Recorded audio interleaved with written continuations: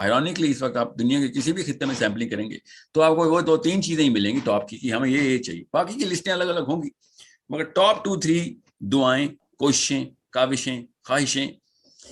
سب کی ایک جیسی ہوں گی۔ اس کا مطلب ہے کچھ تو ہمارے اوپر رائج ہے، کچھ تو ہے۔ اور جو ویلیو سسٹم کریٹ کیا جاتا ہے کسی بھی جگہ پہ، کسی بھی گھر میں اپنے فرد کے لیے، وہ ویلیو سسٹم انہی خواہشوں کی کو ریورس انجینئر کر کے کیا جاتا ہے۔ وہ خواہشیں فلسفے سے ریورس انجینئر ہوئی ہوتی ہیں۔ تو اس کا مطلب ہے کہ گلوبل فلسفی جس نے بھی لکھی، جو بھی وائرل چل رہی ہے، وہ گلوبل فلسفی لوکل سائیکالوجی کو ڈکٹیٹ کر رہی ہوتی ہے۔ لوکل سائیکالوجی اپنی سیلف آئیڈینٹی کریٹ کر رہی ہوتی ہے۔ سو ہم پھر اس سے پھر اپنے آپ کا تقابلی جائزہ لیتے رہتے ہیں کہ کتنی دور ہوں میں، کتنی دور ہوں۔ اور پھر کسی کو انٹلیکچوئل بننے کا شوق ہوتا ہے تو وہ اسی کتاب کی طرف رخ کرتا ہے، کسی کو بزنس میں طاقت لینے کا شوق ہوتا ہے تو وہ اسی فلسفے کی طرف رجوع کرتا ہے۔ جسٹیفائی تو اس نے کرنا ہوتا ہے اپنے آپ کو۔ سو آئی ہوپ یہ بیسس آپ سب کو کلیئر ہو جائے کہ 300-400 بندے ہی ہیں ابھی تک ہسٹری میں جن کے بڑے بڑے نام ہیں، زیادہ نہیں ہے، بتا رہا ہوں آپ کو، یہ میں قبل مسیح سے شروع کیا آپ کو، 300-400 بندے ہیں جن کی اتنی ذہنی استطاعت تھی کہ انہوں نے لوگوں کو اپنی سوچ کے تابع کرنے کی کافی حد تک کوشش کر۔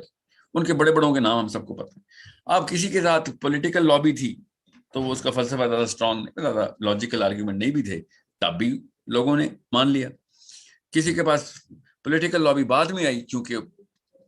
پولیٹیشینز نے اس کے فلسفے کے تابع ہوئے، جیسے مامون رشید کے ساتھ ہوا، وہ اپنے استاد کے تابع تھا، متزلہ کا فلسفہ نکال لیا۔ بالکل اسی طریقے سے جو انلائٹن ماڈریشن کی ایج تھی، جان لاکس، گریٹ نیم، امریکہ کا پورا چارٹر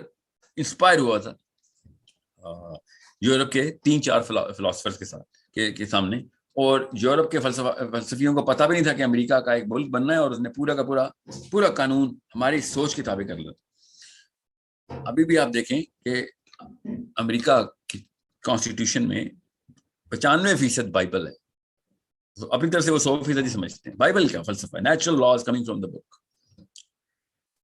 مگر بائبل کی اپلیکیشن 0%۔ کیونکہ پیچھے سے قسطنطنیہ میں ایک بس کاؤنسل ہوئی 3 ہے، مگر رجسٹریشن 1 میں فائنل ہوئی کہ اس وقت کے پولیٹیشنز نے اپنے پادریوں کو تابع کر کے بولا تھا کہ اصول قانون ہم بنائیں گے، اصول آپ بناتے رہیں۔ مطلب گورنر جو تھا، بادشاہ تھا، بادشاہ نے کہا قانون میرا، اصول تمہارے، تم اپنے اصول لگاؤ، تم مذہب تمہارا، سیاست میری، کتاب تمہاری تم اپنے لیے رکھو، جو باقی اجتماعیت کے قوانین ہیں وہ میں رکھوں گا، انفرادی قوانین اپنے لے آؤ، تمہاری کتاب ہمیں پسند آئی، بس۔ یہ ایک ایسی میخ انہوں نے گاڑی کہ وہ لکڑی ایسے 2 ٹکڑے ہو گیا۔ اب اسی کی ایک جملے کی بنیاد کے اوپر امریکہ کبھی بھی، امریکہ کیا دنیا کا کوئی بھی سیکولرزم کہتے ہیں نا، سیکلوڈ کر دیں کہ مذہب کو یا اس قانون کو کہ جو اس وقت دنیا میں رائج تھا، اس وقت انجیلی رائج تھی، بالکل اس طریقے سے قرآن کو بھی ایز از رائج کرنے کی کوشش تھی۔ اس کا نام پاکستان تھا، مگر بیچ میں پھر وہی میخ ہمارے پہ گاڑی گئی کہ ہاں نہیں سب کچھ ٹھیک ہے، ہم قرآن پاک سے ریپگننٹ کوئی قانون نہیں رکھیں گے، مگر قرآن کی بنا پہ کوئی قانون نہیں رکھا گیا، بنا انہوں نے 1935 کی ایکٹ کی رکھی۔ اب پاکستان کا جتنا بھی بندہ ہے وہ جب بھی کوئی ایپلیکیشن آف دس نالج اپنے اوپر لگائے گا تو ویلیو سسٹم کانفلکٹ کر جائے گا، مانتا وہ قرآن کا ہوگا، کرنا اس کو پاکستان کے قانون کے اندر کام ہوگا۔ پاکستان کے قانون کے اندر ایسی کئی چیزیں علاوہ ہیں کہ جو اسلام میں شدت سے منع ہے۔ تو ایک عام فرد کو سینس آف سیلف آ ہی نہیں سکتا کبھی کہ میں ادھر کامیاب ہونا ہے، میں نے قرآن اپنے سینے سے لگائی ہوئی ہے، کامیابی کا جو ہے نا راستہ کچھ اور ہے، تو دونوں میں سے کوئی ایک ہی کا فیصلہ کروں گا میں، تو پھر وہ یہ بھول جاتا ہے، دیکھو اتنا پریشر ہوتا ہے اس بندے کے دماغ پہ، اتنا پریشر ہوتا ہے کہ وہ اس کو سمجھ نہیں آتی کہ میں کون سا راستہ چوز کروں۔ اس لیے اسلام کی جو ہے نا بنا اللہ تعالیٰ نے آخرت پہ رکھی، دنیا پہ رکھی، کیونکہ اللہ تو پتا تھا کہ کیا ہونا ہے، تو اللہ تعالیٰ نے اسی وقت دنیا کو ڈی ویلیو کر دیا۔ یہ واحد کتاب ہے دنیا کو ٹوٹل ڈی ویلیو کر دیتی، اس لیے نہیں کہ دنیا میں کچھ کرنا نہیں، کر لیا تو کیا بات ہے، ٹھیک ہے، کبھی مومن ہو جائیں گے، زیادہ جلدی کام پاور لے لیں گے، مگر اگر دنیا نہ ملی تو آپ کی ویلیو سسٹم نہیں ہلے گا۔ دنیا میں طاقت بھی حلال کی اللہ نے، اور ساتھ اللہ نے دنیا میں بالکل مفلسی بھی حلال کر دی کہ اس کی بنا پہ تیری ویلیو سسٹم نہیں ہل سکتی. یہ نہ سوچیں کہ تو کنفیوز ہے, تجھے میں نے دنیا کے چکے میں گھمایا تاکہ تو نان نفقہ روزی روٹی کرے, وہ تو کرے گا, مگر یہ نہ سوچیں کہ نہ ہوئی تو تیرا الٹیمیٹ آبجیکٹو جو ہے نا وہ ہل گیا.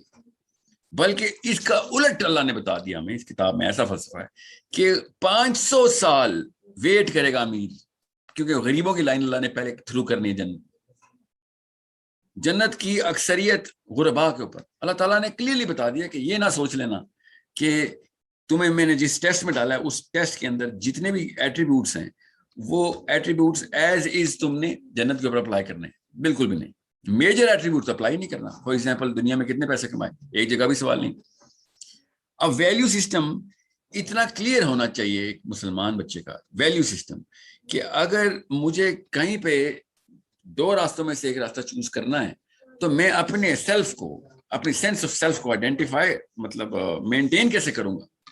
ایز اے مسلم میں نے اپنے آپ کو آئیڈینٹیفائی کر لیا ہے, تو مجھے اب آج کل کے دور میں ہر موڑ کے اوپر 2 راستے ملیں گے.